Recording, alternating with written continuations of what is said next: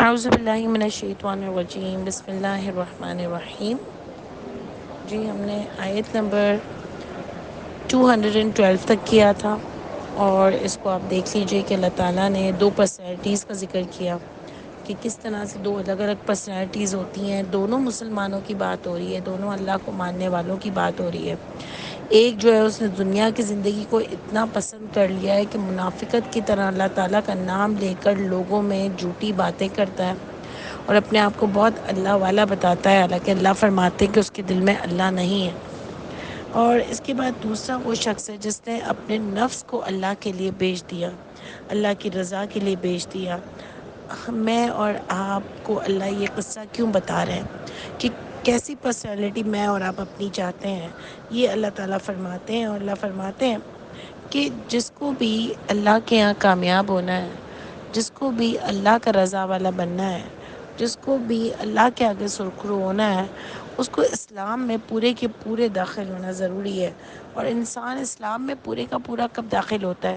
جب وہ اللہ کی ذات پر بلیو کر لیں گے، اللہ کے سوا دینے والا کوئی نہیں ہے، اللہ کے سوا لینے والا کوئی نہیں ہے، اور اللہ نے جو کتاب دی ہے اسی پر عمل کرنا ہے، تب پورے کے پورے آپ اسلام میں داخل ہو گئے۔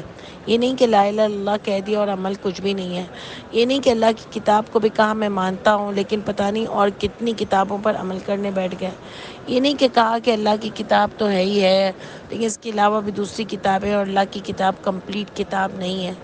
اس کے علاوہ اللہ کی کتاب کو عربی میں تو پڑھا لیکن اس کو سمجھنا نہیں ہے اور اس پر عمل نہیں کرنا، تو یہ نہیں ہو سکتا۔ پورے کے پورے داخل ہو، اللہ سپریم اتھارٹی ہے اور اللہ نے ایک واحد کتاب بھیجی ہے جس پر عمل کر کر میں اور آپ کامیاب ہو سکتے ہیں، اور وہی کتاب سے قیامت کے دن سوال ہوگا۔ اس کے بعد اللہ تعالیٰ فرماتے ہیں کہ حَلْ يَنظُرُونَ، مطلب آپ دیکھتے ہیں کہ اللہ کہنے کہ کتاب، واضح کتاب، بینات آنے کے بعد بھی اگر یہ ایمان نہیں لا رہے، یعنی ان کے پاس جب واضح آیتیں آ گئی ہیں اور اس کے باوجود بھی یہ ایمان نہیں لاتے، تو کیا چاہتے ہیں؟ اللہ اتر کر ان کو بتائیں یا فرشتے آ جائیں؟ تو جس دن فرشتے آ گئے نا، تو اس دن تو وہ ان کی زندگی کا آخری دن ہوگا، کیونکہ فرشتے ان کی موت ہی کرنے آئیں گے یا پھر وہ عذاب دینے آتے ہیں۔ اور آپ دیکھیں کہ اللہ تعالیٰ اس کے بعد کیا فرماتے ہیں کہ بنی اسرائیل کو بھی اسی طرح ہم نے واضح آیتیں دی تھی، لیکن اتنی پیاری نعمت کے بعد اللہ تعالیٰ کتاب کو نعمت فرماتے ہیں۔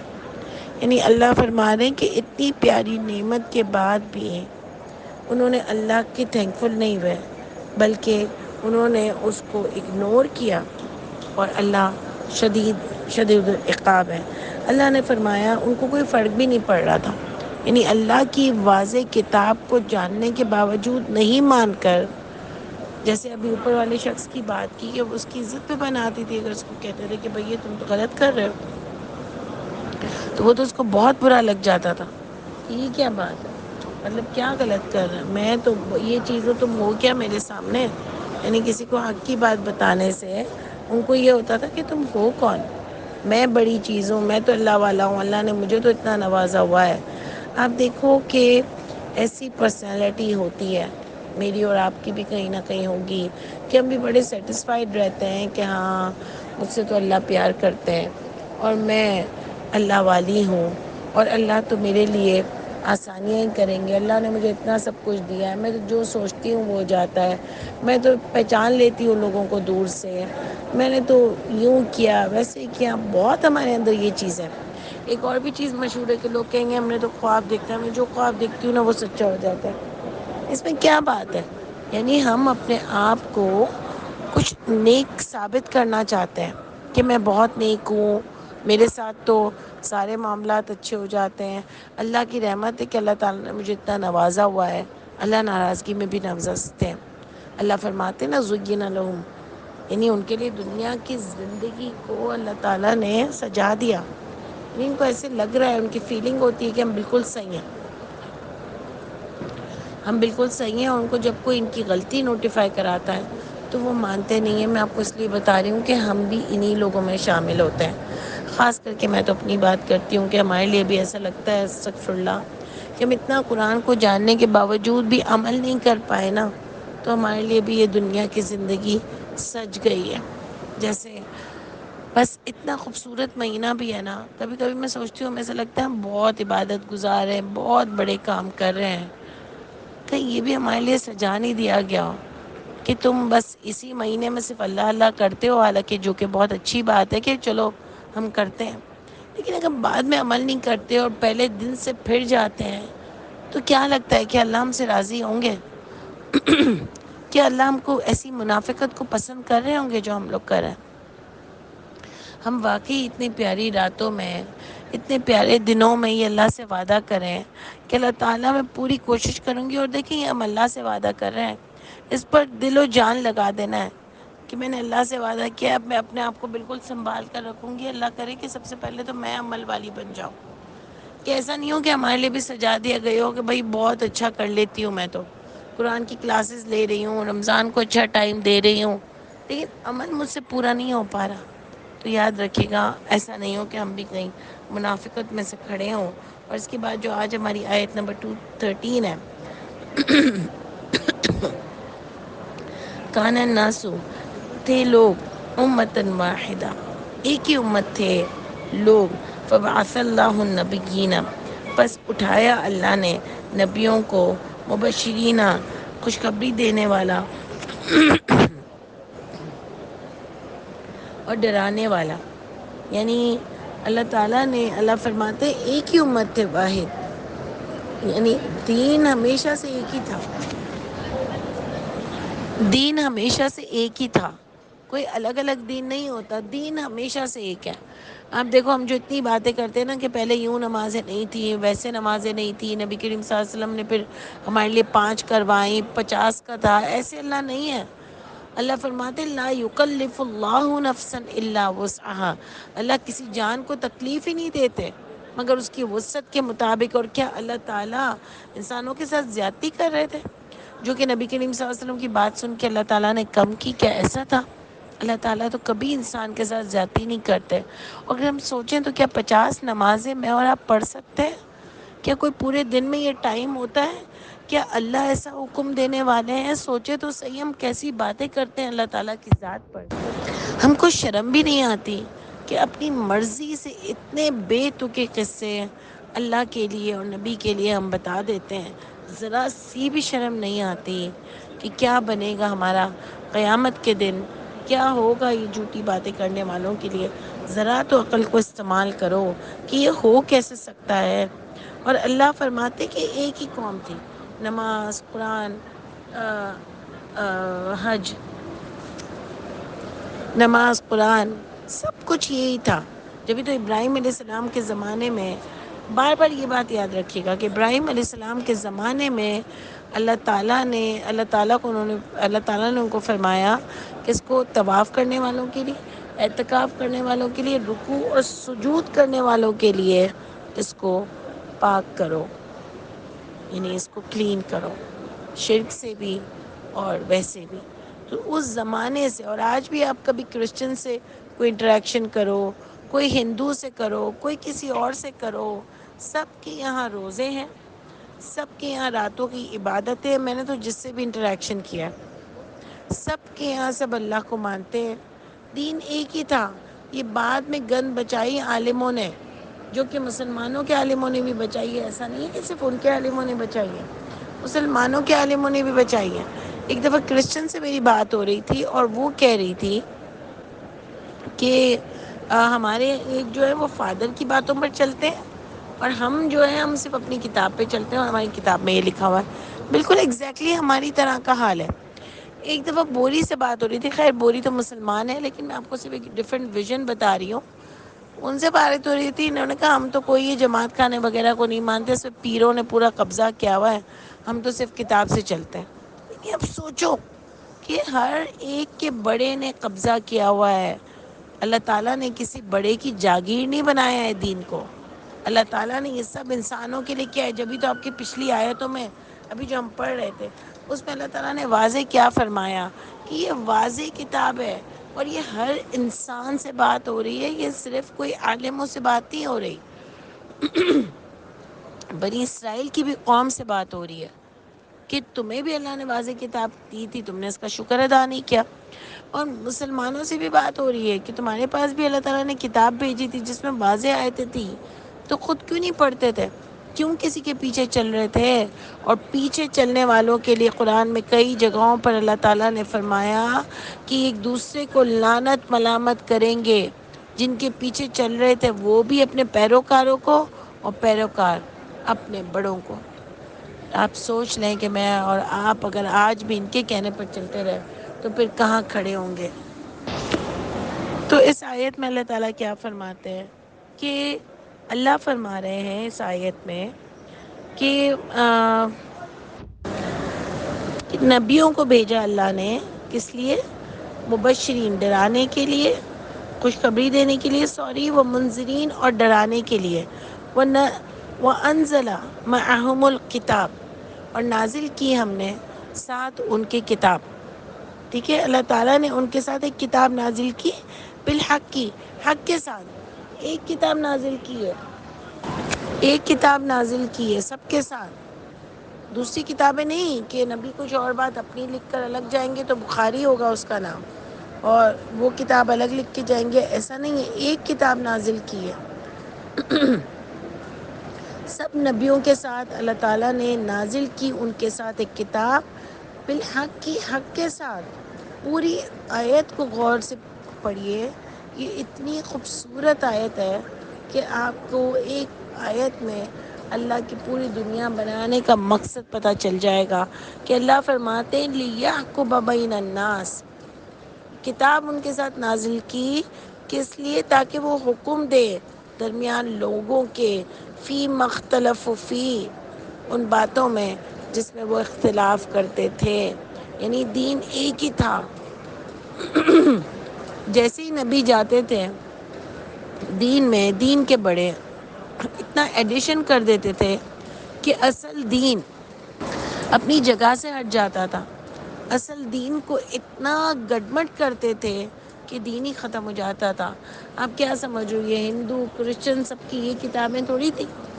بات کہ ان کے لوگوں نے کتاب کو اتنا بدل دیا، اسی لیے اللہ تعالیٰ کا معجزہ ہے یہ کتاب قرآن، جس کو اللہ تعالیٰ نے وعدہ کیا ہے کہ اللہ تعالیٰ اس کی حفاظت کا وعدہ کیا، اس کو کوئی بدل نہیں سکتا۔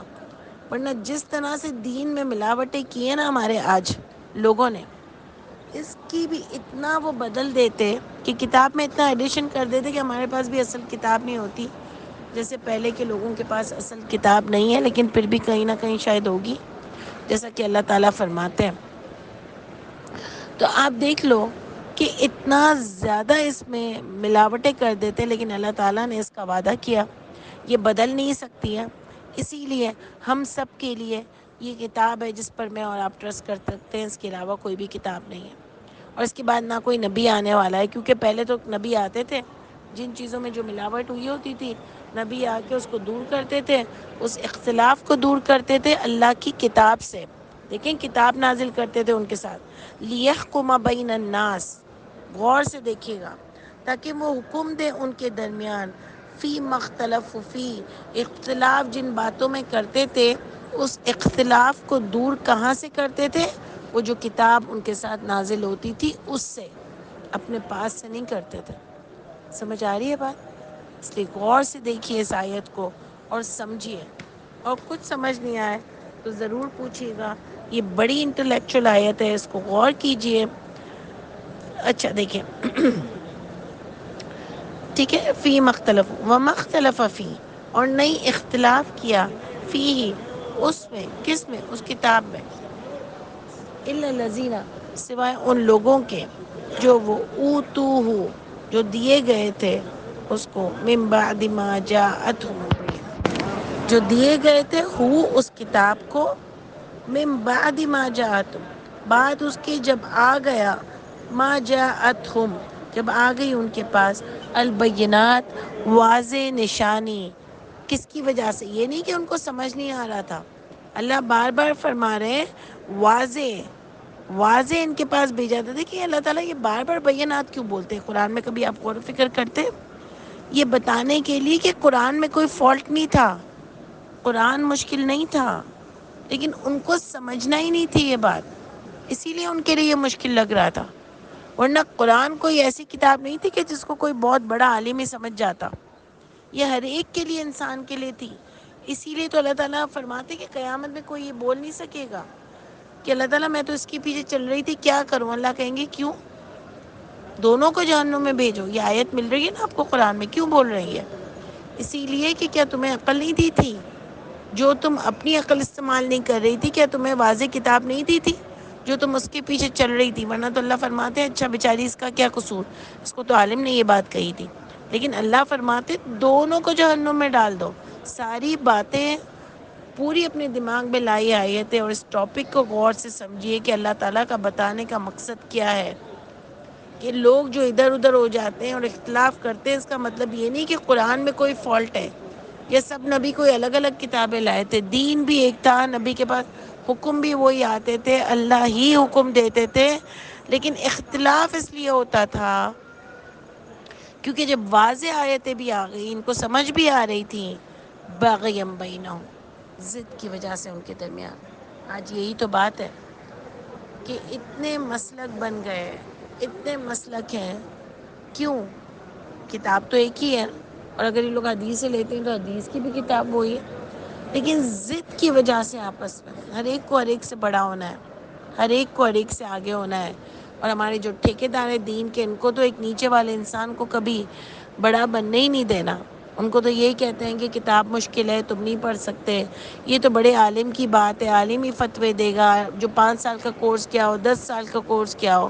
استغفراللہ، اسی لیے تو ان کی دکانیں چمکتی ہیں، ورنہ اللہ تو عام آدمی کو بلا رہے ہیں۔ مجھے تو یہی لگ رہا ہے یہاں پر اللہ فرماتے ضد کی وجہ سے ان کے درمیان فہد اللہ، پس ہدایت دی اللہ نے، ہدایت دیتے ہیں اللہ الذین آمنوا، ان لوگوں کو جو ایمان لائے، لما اختلفوا فیہ من الحق، پھر اللہ بس ہدایت دی اللہ نے الذین آمنوا، ان لوگوں کو جو ایمان لائے، لما اختلفوا، اس سے جو اختلاف کیا انہوں نے، فی اس میں، من الحق کی، حق سے، باذنی، اس اللہ کے حکم سے۔ دیکھیں اللہ تعالیٰ کیا بات فرما رہے ہیں، پورے سمجھانے کے بعد کہ واضح آیتیں سب پہ نازل ہوئی، لیکن جو اپنے اندر ضد اور ہٹ دھرمی لے کے بیٹھا تھا نا، اللہ تعالیٰ نے اس کو ہدایت بھی نہیں دی۔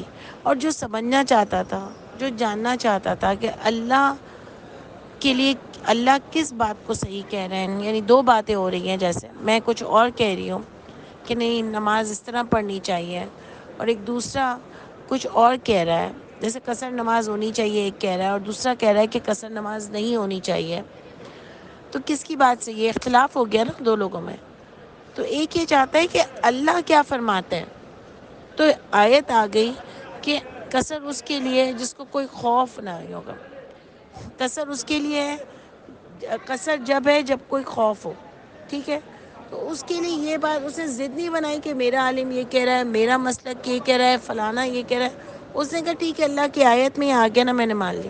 اللہ بھی فرماتے ہیں اللہ ایسے لوگوں کو ہدایت دیتے ہیں، لیکن دوبارہ دیکھیں فَهَدَى اللَّهُ الَّذِينَ آمَنُوا، بس ہدایت دیتے ہیں اللہ تعالیٰ ان لوگوں کو آمنو جو ایمان لائے، لما اختلفوا، اس میں جو اختلاف کیا انہوں نے، فی اس بات میں، من الحق کی، حق سے ہدایت دیتے ہیں، باذنہ اپنے حکم سے۔ تو کیا اللہ کا حکم سب کے لیے نہیں ہوتا؟ نہیں، جو ضد کرتا ہے اس کو اللہ ہدایت بھی نہیں دیتے ہیں۔ اور اللہ فرماتے ہیں واللہ یہدی من یشاء الی صراط مستقیم، اور اللہ ہدایت دیتے ہیں من یشاء، جسے وہ چاہتے ہیں، الی صراط مستقیم، سیدھے راستے کی طرف ہدایت دیتے ہیں۔ تو دیکھیں یہ آیت تو بڑی متشابہ ہو گئی کہ جیسے لوگ جو ہمارے یہاں کہتے ہیں تو ٹھیک ہے اس کو ہدایت ملی ہے تو مجھے بھی اللہ ہدایت دے دیں گے، ایسی بات نہیں ہے۔ پوری آیت دیکھیے تو اللہ بھی اسی کو ہدایت دیتے ہیں جو اپنے دل میں ضد نہیں لاتا، بلکہ وہ یہ دیکھنا چاہتا ہے، اللہ سے یہ دعا کرتا ہے کہ اللہ تعالیٰ مجھے حق دکھا دیجیے، اور جب اس کو حق دکھ جاتا ہے تو وہ ضد نہیں کرتا اور اللہ کی بات کو ہر صورت مان لیتا ہے۔ اللہ تعالیٰ مجھے اور آپ کو بھی عمل کرنے والا بنائے انشاءاللہ تعالیٰ۔ انشاءاللہ پھر آگے کل کنٹینیو کرتے ہیں۔ سبحان ربک رب العزت عما یصفون، سلام علی المرسلین، والحمد للہ رب العالمین۔ السلام علیکم ورحمۃ اللہ وبرکاتہ۔